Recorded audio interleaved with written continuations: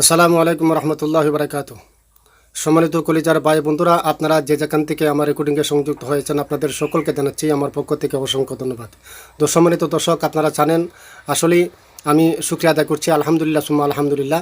আপনি আমাদের প্রিয় শেখ আল্লামা মামুনুল হক সাহেব আজ সকাল 10টার সময় তিনি কারাগার থেকে জামিনে মুক্ত হয়েছেন। এইরকম একটা ভিডিও নিয়ে আপনাদের সামনে হাজির হয়েছি। আপনারা ভিডিওটি শুরু থেকে নিয়ে শেষ পর্যন্ত দেখবেন, আপনার মতামত কমেন্ট বক্সে লিখে জানাবেন, আর বিশেষ করে ভিডিওটি শেয়ার করে সবাইকে জানিয়ে দেবেন। আসলে এই সত্যটা উন্মোচন হওয়া দরকার।